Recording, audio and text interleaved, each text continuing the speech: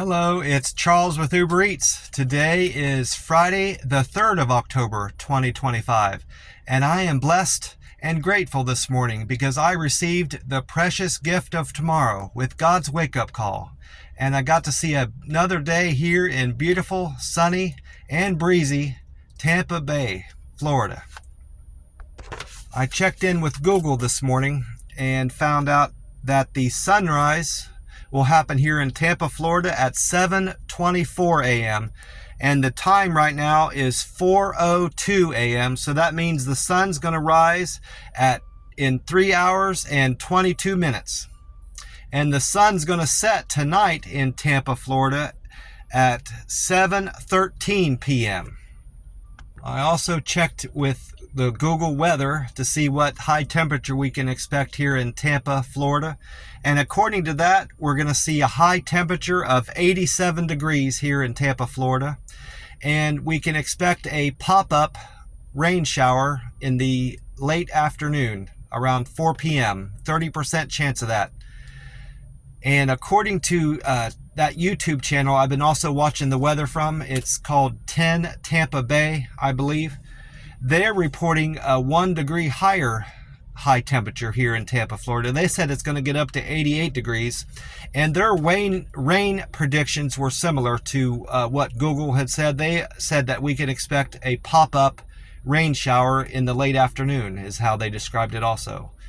So I can expect rain around 4 p.m. most likely, if I'm in that part of town where it comes down at least. I mentioned that Bobby Deskins had reported that there was going to be, we were going to see a breezy day yesterday in Tampa. That was correct. I wouldn't describe it as strong wind gusts, but it was a steady breeze all day yesterday while I was out doing deliveries, and it was very nice. The weather was fantastic here in Tampa.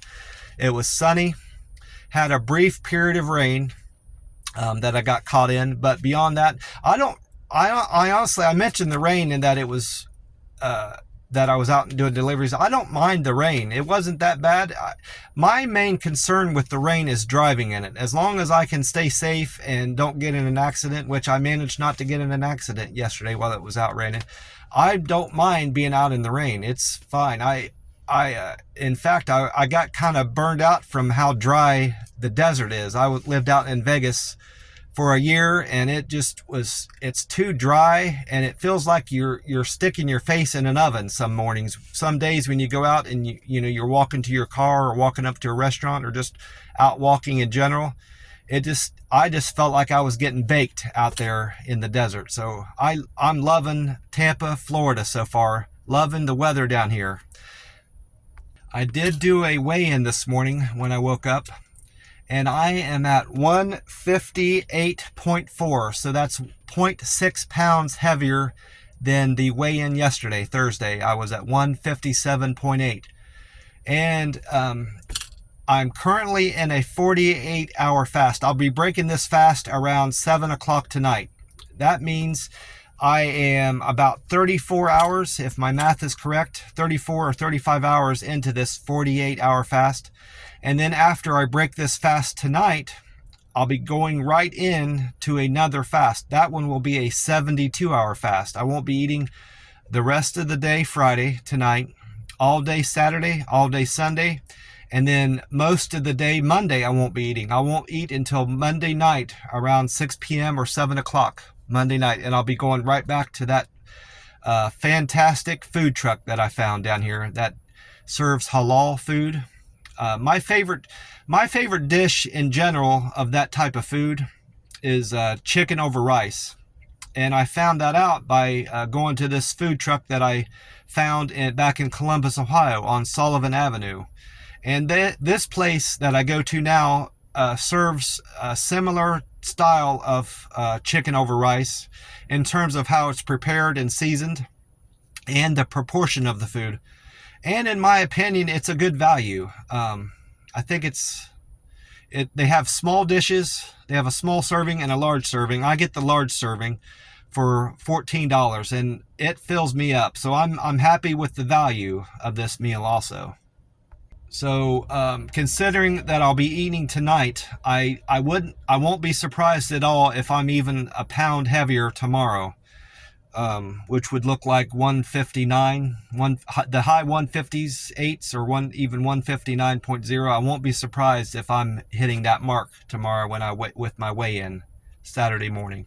I'm still sitting up at the Circle K. I put another $20 gas in my car, and that $20 I put in yesterday, I managed to drive all day on that, and I ended up with roughly the same amount in my tank that I finished the day with Wednesday. So overall, I had a great day with the Uber Eats app. Great earnings. I wasn't driving all over town burning gas, and I made a great profit with the Uber Eats app. And on top of that, I managed to do a Google review that I hadn't done the day before, that I kind of regretted not doing at that Publix grocery store. I stopped into a 7-Eleven and I found a new flavor of Monster Energy drink. So I did get 2 rehabs. I got a peach tea rehab, and a tea and lemonade rehab. And then my third can, it was a 3 for $7 deal. I got this new flavor that they've got out. It's the Monster Energy Ultra Blue Hawaii. So like I said, it's not from the rehab, but it is 0 sugar. It's got 0 sugar and only 10 calories per can. And it's got, unlike the rehabs, this can has carbonated water in it, like the cans of Celsius that I don't like. So we'll have to see how that Polynesian taste comes through in this can, considering they've used carbonated water. I didn't like what the carbonated water did to the Celsius drink, so we'll have to see what this does with this Hawaiian drink. I'm assuming that I'm going to taste pineapple in here, but we'll have to see. It says on the can, whether they don't do this on the Monster Rehab drinks, but the regular cans of Monster, the Zero Ultra and the green can and the others, they put little sayings on each one that are specific to that flavor. And this one, the Blue Hawaii, says this on it: whether you're in beast mode, vacay mode, or just chillin' island style, Ultra Blue Hawaii will fire you up to be your best. Light, crisp, and super easy drinking with a tropical twist. Blue Hawaii is a killer combo of exotic Polynesian fruit flavors that are big on taste, but with 0 sugar, with a full load of the world famous Monster Energy blend. This Aloha energy will keep you going and shakas flowing from dawn patrol to the last call. And of course, I got my free cup of ice in there when I went in to pay for my gas. I went to the self-pay station to buy my gas. I put $20 in there. I didn't even have to bother the guy to pay my gas. I'm actually going to pour this can in now and see what I think of this new drink. See if I can taste any pineapple or what they've added to this to make it a Hawaiian drink. It's blue, which is, I didn't expect it to be. It's kind of like a light blue color. See that?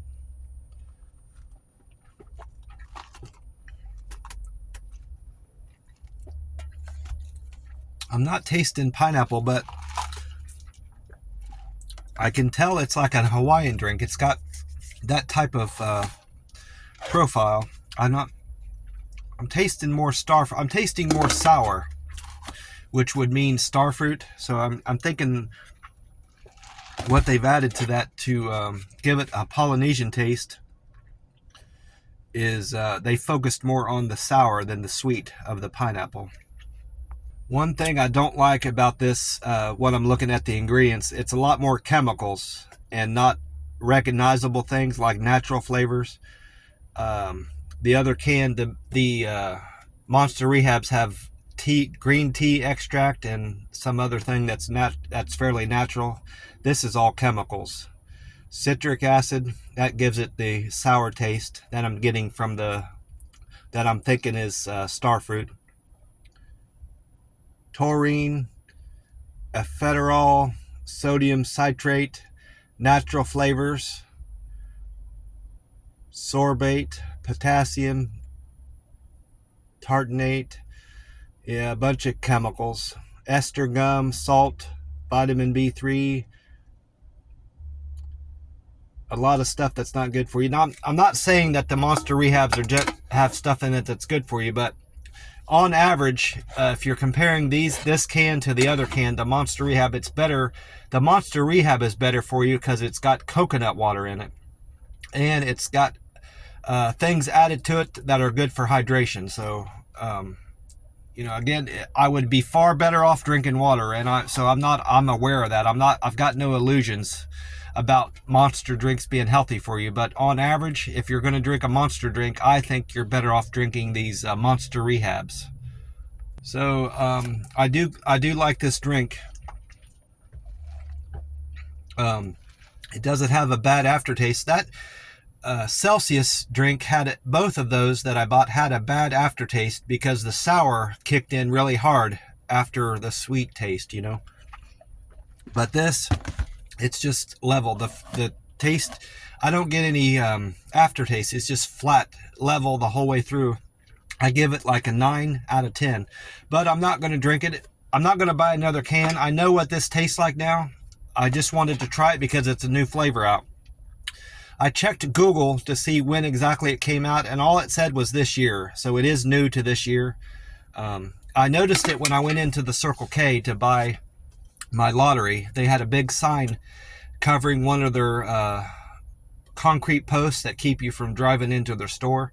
They had one of those big signs stuck over one of those posts, and it said brand new flavor available now. So I thought if they've got any on hand, I'm going to try it, along with the two other. I bought just one can of this with the two other cans. I bought a peach and a tea lemonade rehab. And while I was at that 7-Eleven, I went ahead and did a Google review so I would see some bump up in my numbers. And also, while I'm thinking of it, I bought a Powerball ticket there too. I bought a Powerball ticket for tomorrow's drawing, and I bought one of these scratch-off tickets. So I'm all set through tomorrow with my lottery. Well, I checked with GasBuddy.com to find out what the Florida state average of gas was, and I went to the AAA website so I can compare both of those numbers to what my Circle K is showing. This morning, the Circle K gas price at this Circle K is $3.01, and so that means it went down. I believe it was $3.05 yesterday, so it went down 4 cents from yesterday. And according to Gas Buddy, the Florida state average of gas today is $3.08, and that's down 2 cents from the Florida state average yesterday. It was $3.10 yesterday, according to Gas Buddy. And AAA is reporting that the national gas price for regular grade gas is $3.15. Yesterday it was $3.16, so it's went down at the national average too by only 1 cent. It went down 2 cents for Florida and 1 cent for the national gas price average. So comparing those numbers with where this Circle K is here by my McDonald's, this Circle K is beating the state average, Florida state average, by 7 cents. And it's beating the national average of gas price by 14 cents. So with the exception of one time that I've been tracking this, the Circle K here by the McDonald's has beat the state average of Florida, and it's also consistently beat the national average of gas. It was just that one day that this Circle K was higher than the Florida state average of gas. I mentioned I bought a Powerball ticket. I played, this is for the drawing tomorrow, October 4th. I bought this ticket yesterday at 10:34 a.m. at that 7-Eleven. I played my normal numbers, 14, 22, 25, 37, 49, and a Powerball of 23. So I'm all set for the lottery tomorrow. the jackpot, according to the Powerball website this morning, says it's still at 195 million. I anticipate that number will be higher by the time they draw the number tomorrow night because of all the people putting money down on the Powerball to win it.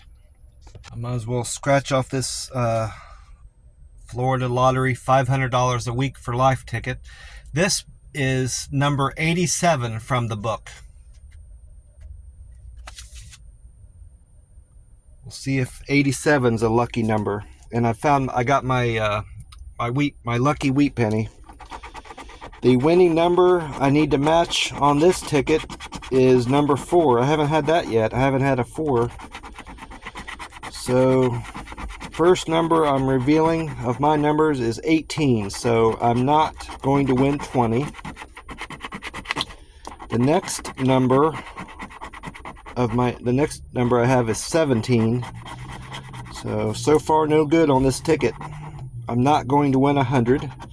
The next of my numbers I'm revealing is 10. So I'm not going to win 40.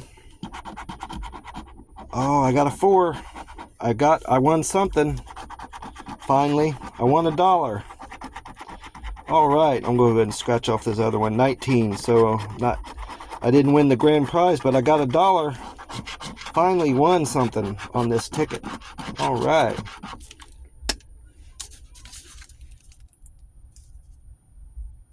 See that? I hit a 4. I don't know if you can tell or not, but I hit anyway. I mentioned that I did a review at that 7-Eleven where I bought my lottery tickets, my Powerball ticket and my scratch off. I did a Google review there, and that is reflecting in my scores already. Sometimes it takes 24 hours or even longer for those numbers to translate over to Google.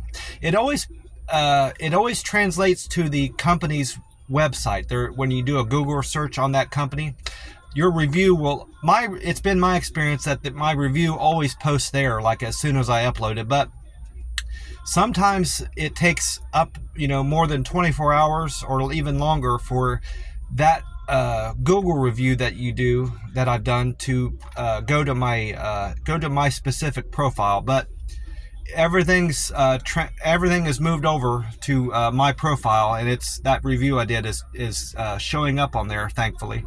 I'm still a local guide 7. I was at 74 in points. I gained 36 points from doing that review. Now I'm at 75.10. So I need 7490 more points to make a local guide 8. 7,490. My contributions went up 6 from 1422 to 1428. And I got one more review, of course. I went from 218 to 219 reviews done with Google. My pictures went up 5. I uploaded 5 pictures from that 7-Eleven. I'm now at 560 pictures posted on Google as a local guide 7. And my views went up. They went up from 2,356,913 to 2,361,076. I wrote the difference down on another paper. I had to find it. That's an increase of 12,162 from Thursday morning. And I was very pleased with the shopping experience at that 7-Eleven. I was greeted as soon as I walked in the door, and I found everything I was looking for. And I found something I wasn't expecting on getting when I pulled into the parking lot, which was that drink. So the store was clean, well stocked. The bathroom was clean, so I couldn't find anything bad to say about that place. It was a good experience. So I gave them a 5-star rating, and I complimented the clerk that waited on me at the register. Looking at my Reddit numbers, differences from yesterday, those have changed a good bit too. Considering that things don't change much with Reddit in terms of how numbers go up. They don't go up as high as, I don't see as many changes that I do with my Google numbers, but my karma was at 940 yesterday. Now I'm at 942. It went up 2. And my Reddit comments went up 1. I did a Reddit post yesterday on my Uber Eats driver subreddit. It went up from 320 to 321, and my Reddit posts are still showing at 56. But I know I did one Reddit post. I did a comment. I did a couple more than one comment, but it's only giving me credit for one. And I know I did a post related to an experience I had with a customer yesterday, waiting on her to show up at the gate. So that's not showing on here. So that number should be higher tomorrow. It says I read on Reddit, on the front page of Reddit, where it says that some metrics and some measurements take up to 24 hours to reflect in your number. So that's probably what I'm seeing there. That Reddit post I did yesterday was related to a customer that I had to wait on to show up at her gate. I'll just, rather than go in and describe, what happened, I'll just reread my Reddit post, and that you'll get the gist of what happened with that customer. And this has gotten me great results with the Reddit website. This morning, I was at 43 upvotes just from this one comment. So that is why my numbers had improved so much with my Reddit scores. I wrote, first of all, I took 2 screenshots. I took a screenshot of a text exchange that I had with her, where she's explaining that when I get there, I need to, if the gate is not open, I need to wait on somebody to go through and just follow them through the gate.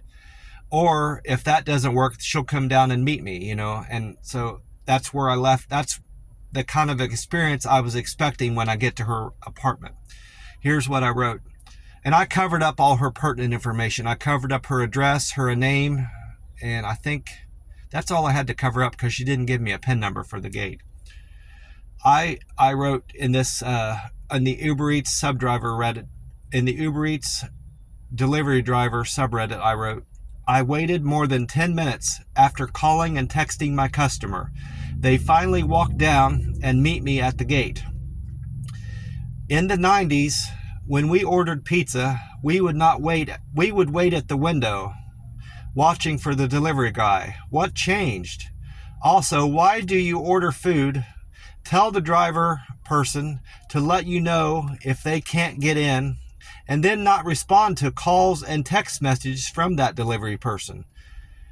And I, like I said, I included her screenshots from our text exchange and her delivery instructions. And then I had several people, I had like a dozen or so people comment, and this is the most notable and interesting comment I got back. There was others that I probably could have mentioned in here, but this is probably my topped comment. From Luddie, Colorado 0 wrote, follow someone in, ? Is so responsible of them, referring to the customer.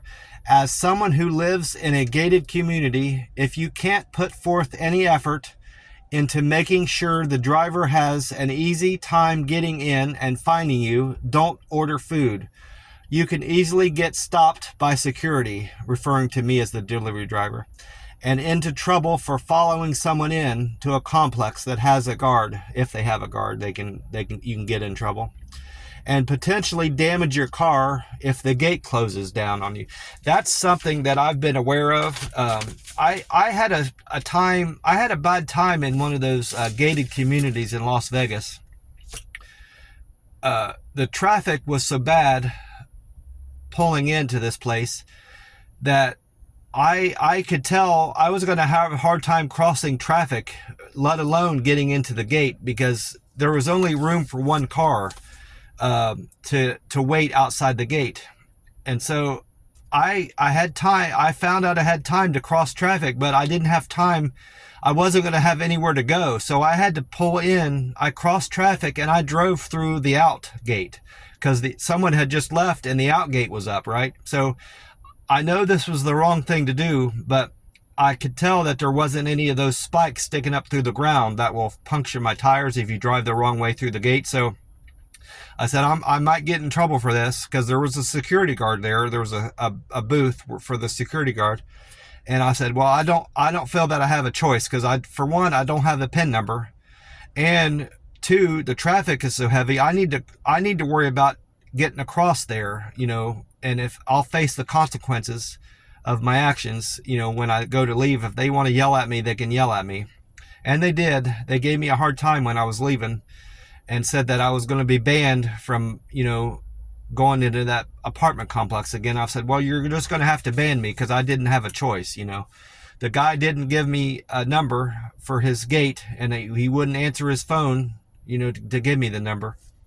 So I was able to cross traffic without incident, and I was able to get through the gate I was able to go in the out gate, you know, without any trouble.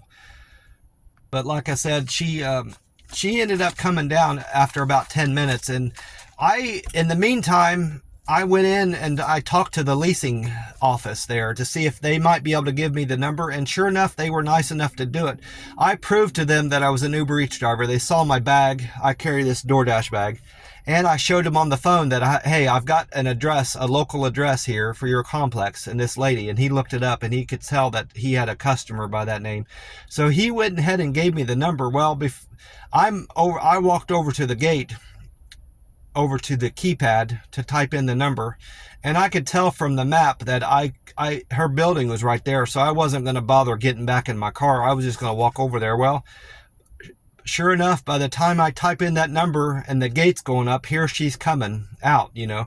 And she's very apologetic to me, apologizing for, you know, not seeing her phone and the alerts coming up on her phone and me trying to reach out to her. And I said, that's fine. You know, I'm happy you're getting your food, you know, and happy. I would appreciate it if you gave me a good rating in the app. And she said, oh, I sure will. And that did reflect in my numbers, thankfully. So I let on like I was more upset in that Reddit post to try to get responses from people. I wasn't all that upset about it. I anticipated I was going to have trouble with this order just from reading her delivery instructions. With her suggesting that I follow someone through, you know, tells me that she's probably not of right mind. You're not supposed to tell somebody to tailgate somebody going into your complex. You're supposed to provide them the gate code or be down there and ready to pick up your food when they arrive. I let her know that I was entering her complex, you know, so she should have been down there to at least pick up the food at the gate, you know, be ready to pick it up. And in my opinion, anyway, I've got my Uber. I've got my Uber numbers kind of all over the place here. Need to finish up my Reddit. My Reddit scores went up a good bit, mostly as a result of that post. I got a lot of good responses from that post I did about the lady not giving me her PIN number. A lot of people liked that. A lot of Uber Eats drivers could relate to that story. So that garnered me some good results with Reddit. I was at 942 karma. As of this morning, I'm up to 981. So I gained 39 upvotes from that one post I did. It's not reflecting that I did a post though. Some results will take upwards of 24 hours to show on Reddit. So it's still showing that I just have 56 posts, but tomorrow I should see that number go up to 57. Unless I post more today, it'll go up even higher than that. And it's showing that I've done 2 comments. I commented to 2 other Uber Eats drivers that post things on the subreddit there. So I'm now at 323, I believe. And I've got my numbers for Uber Eats, my metrics. I've got them on 2 different pages, so I'm going to do my best. I've made notes on 2 different pages here, so I'm going to do my best to reflect how I improved there. My Uber Eats on time score is still at 92%. That's unchanged. But my Uber Eats driver canceled orders has went down to 1%. I believe it was at 2% yesterday, so I improved there.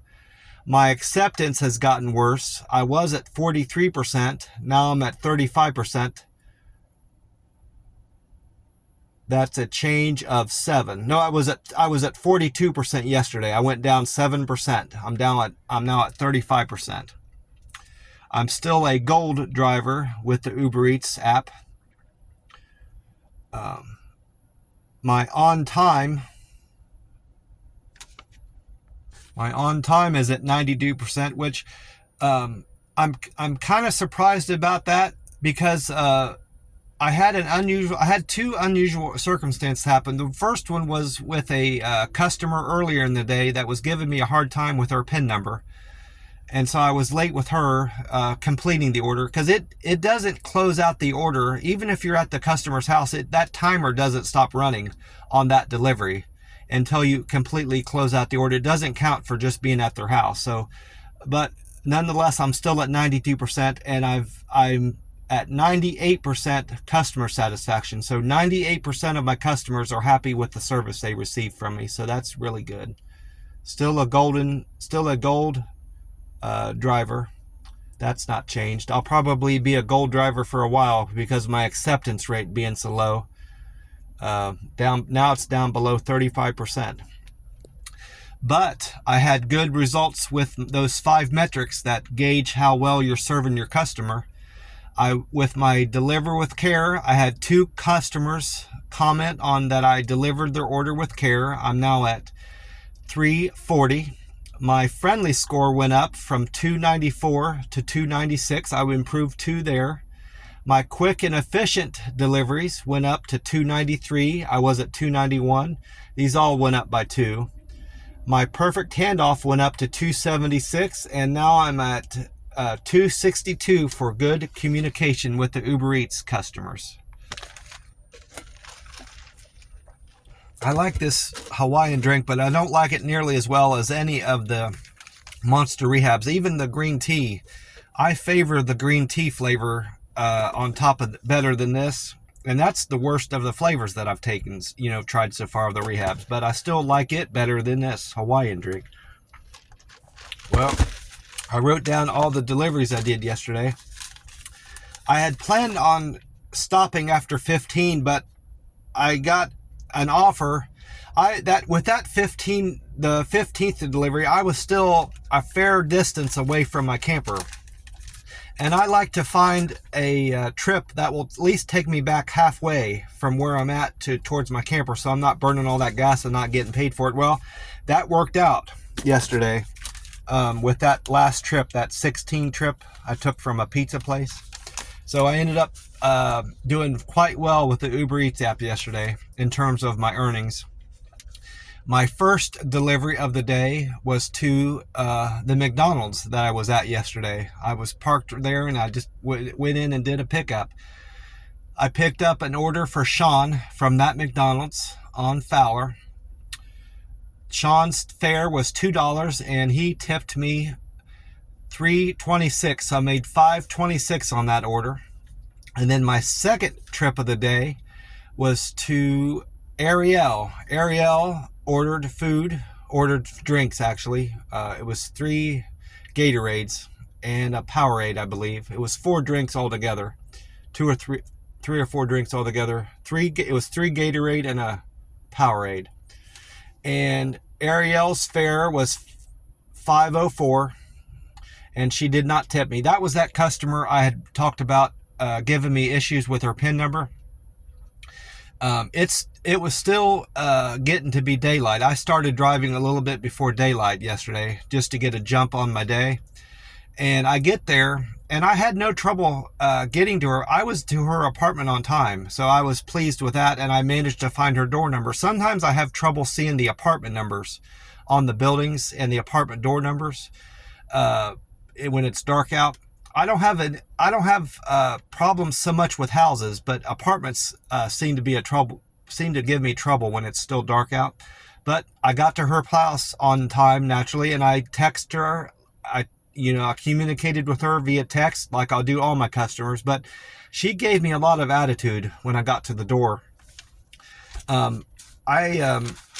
She opens the door and I said, "Hi, this is Charles with Uber Eats. I've got your order from 7-Eleven." And she went to snatch the order from my hand, and I kind of kept her from doing that. And I said, "Oh, I need your PIN number first." And she looked at me like that pissed her off that I was wanting the PIN number. I can't hand over food or anything until I have that PIN number, or I won't get credit for closing out the order. And she knows that. She was well aware that she needs to give me a PIN number because it says it on their phone.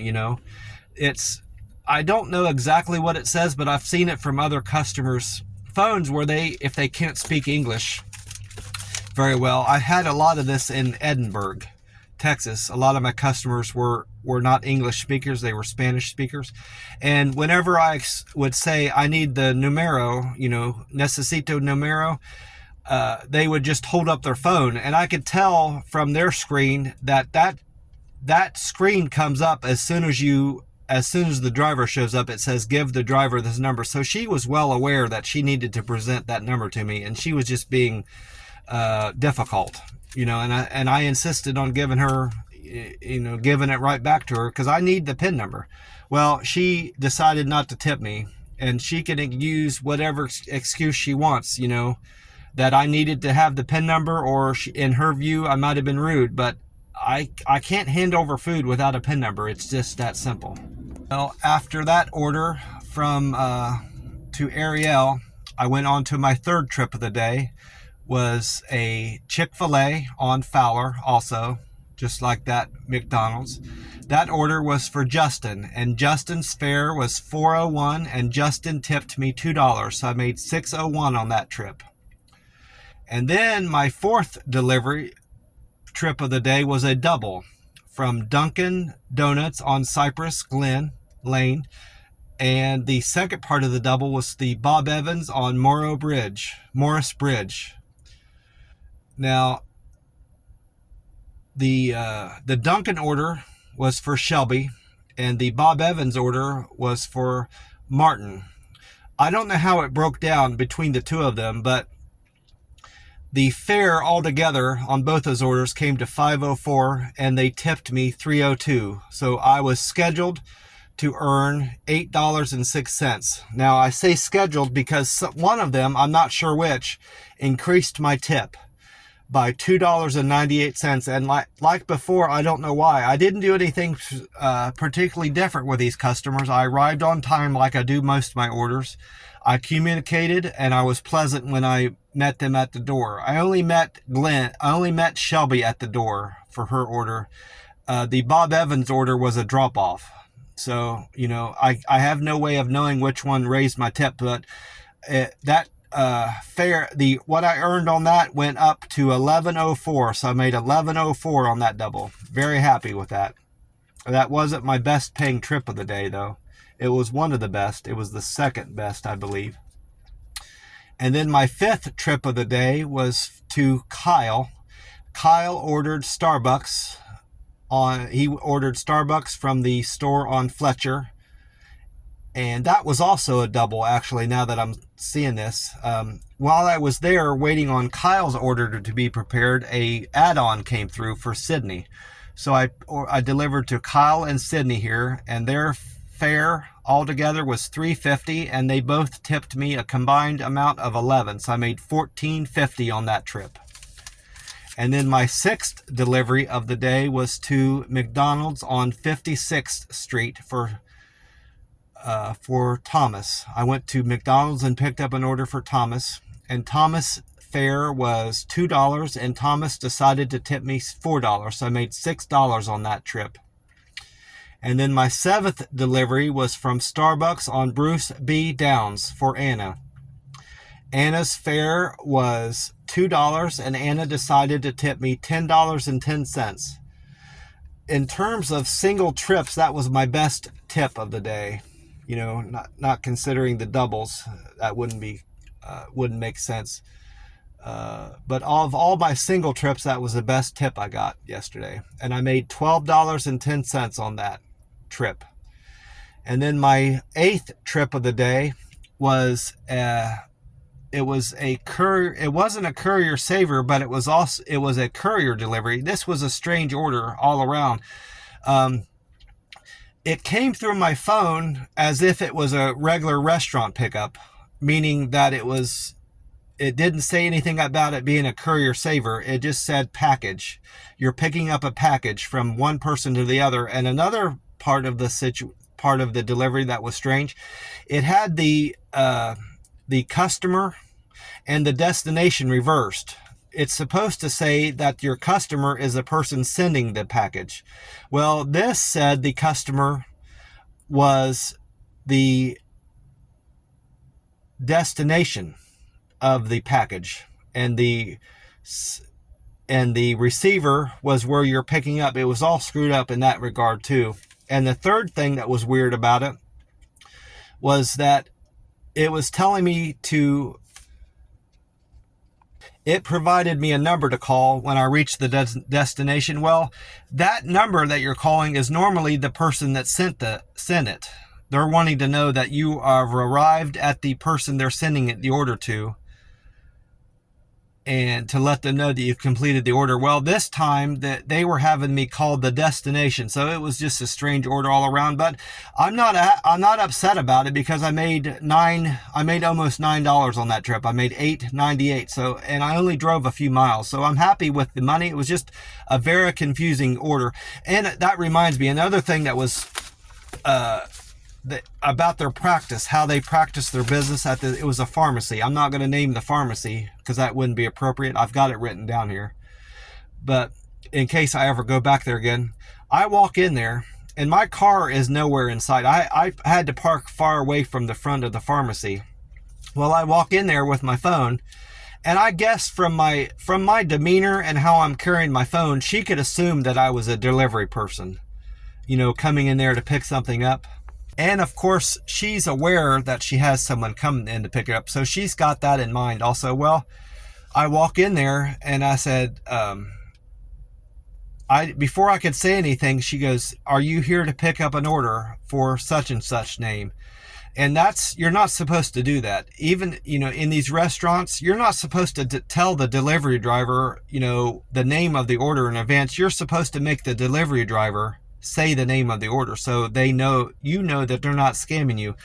I could have just been a random person walking in the door with a cell phone in their hand, and I could have said, "Oh yeah, I'm here to pick up that, their order." And then another thing she did was she didn't make me describe my car. She said, "Are you driving I'm not going to say my car. I was about to say my color and my make of my car." That's another thing that she did that was screwy. She said, "Are you driving this color and this type of car?" I said, "Yes, I am." And I thought, well, she's screwy. This lady, I could just be a random person coming in to pick up, I'm assuming, her drugs, because I'm in a pharmacy, and and that I could, even if I was the delivery driver at that point, she never checked my phone either. That's a third thing she did wrong. She never made sure I completed the pickup. I could have just picked up that box of drugs, but not been a delivery driver at all. Or if I was a delivery driver, I could have not completed the trip and just canceled it and taken whatever was in the order. I'm not going to do that because I'm not a thief, but I'm just saying that they've got their whole pickup process screwy at this pharmacy. And people know, and I'm sure she knows of all the scams that are out there. People watch the news and they hear about how crooked some people are, and how she could go through and allow for that type of delivery pickup process to go through at her pharmacy is beyond me anyway. But I delivered that box without incident to another, it seemed to be like a methadone clinic, or a place where people go to get over drug addiction is what it seemed to be to me anyway. I didn't look into it too far. Well, after that courier pickup, I went on to my ninth trip of the day was from a Popeyes. The Popeyes on East Bush Boulevard for Sherry T. Sherry tipped me $2 with a fare of $4.03, so I made $6.03 on that trip. And then my 10th delivery was to Peggy. Peggy ordered food from the Wicked Oak Barbecue on North Florida Avenue. Peggy gave me a decent tip. She tipped me $5.71 with a fare of $3.36, so I made $9.07 on that trip. And then I went to deliver food from Cousin Vinny's on Cass Street for Francis. That was the time of day it was raining. I remember it was pouring down rain when I had to get out of my car to go into Cousin Vinny's, and it was raining heavy when I left there. But fortunately, before I went on to my next trip, it had stopped raining by that time. Francis tipped me $4.75 on a fare of $5.27, so I made $10.02 on that trip. And then my 12th trip of the day was from Mr. Empanadas on Town and Country. I delivered that to Brittany, and Brittany also gave me a good tip, $8.41. That was among my highest tips of the day. With a fare of $2, I made $10.41 on that trip. And then my 13th trip of the day, I'm not going to be able to say this right because it was a Jamaican. It was a Jamaican restaurant. It's Wagwan, WHA space GWAAN, Wagwan Jamaican Island Cuisine on Hillsborough Avenue for Kenneth. Kenneth tipped me $4.62 with a fare of $2.62, so I made $7.24 on that trip. And then I went on to my 14th trip of the day was to Big Chicken for Drake. And that Drake Chicken is located on Line Ball. I didn't know what Big Chicken was, but I found out when I got there. I didn't know this. I don't watch a lot of TV, so I don't see a lot of television commercials, so I don't have the opportunity to see that kind of stuff. But Big Chicken apparently is a Shaquille O'Neal restaurant. He opened up his own chicken place. I found that interesting. I have interest in Shaquille O'Neal because I think he's a good guy in general. And I watched him playing basketball growing up. He's from my generation of basketball players, so I liked him. He seemed to be a good guy. I also have interest in him because he invested in several Papa John's restaurants. He's still, as far as I know, he's still a Papa John's owner. He has some Papa John's restaurants too, unless he sold them now that he's taken this new business venture with Big Chicken. But I was happy to see that he's got his own restaurant now. And they've got a great big cardboard cutout of him smiling and holding up his hand, giving the peace sign, I think it was. And I hope he does well with his new business venture with Big Chicken restaurant. Drake tipped me $4.32 on a fare of $2, so I made $6.32 on that trip. And then my last trip of the day, this was going to be my last trip of the day, was from PDQ Chicken for Kyle. That PDQ Chicken is located on Line Ball also, just like the Big Chicken. And Kyle tipped me $4.62 with a fare of $3.31, so I made $8.01 on that trip. And like I said, that was going to be my last trip of the day, but I was fortunate enough to pick up another trip that nearly took me back to the camper. So I made out great yesterday all around with my fares and my driving and everything. No accidents in the rain. Just a fantastic day and fantastic weather all around here in Tampa, Florida. My last trip was number 16 to Pizza Italia New York Pizzeria and Italian Restaurant on Memorial Highway for Scott. Scott tipped me $6.81 on a fare of $2, so I made $8.81 on that last trip of the day. I did have an opportunity to talk to my cousin yesterday. She called me in between one of my deliveries. I think it was later in the day. It was after the rain, but before the Big Chicken, because I would have told her, I know it was before the Big Chicken order, because I would have told her about visiting Shaquille O'Neal's restaurant. But mostly what we talked about was I brought up her wanting to come to Texas for work. And I gave her the advice she should reconsider that because of the gas expenditure. She'll have to put all that gas into that big truck she drives that doesn't get good gas mileage. And she doesn't know how long she's going to be in Texas for that work. I mean, they might tell her that her job assignment is 3 or 4 months, but it might not end up being that way. I said, you know how that goes. and then you're going to be sleeping in your truck for the first month before they will start picking up the motel tab. I said, cousin, you'd be better off finding work there in southern Ohio or Cincinnati or somewhere relatively close. Don't drive out of state, unless it's for vacation purposes, to enjoy yourself. Don't do that for work, is my advice to you, cousin, is what I told her.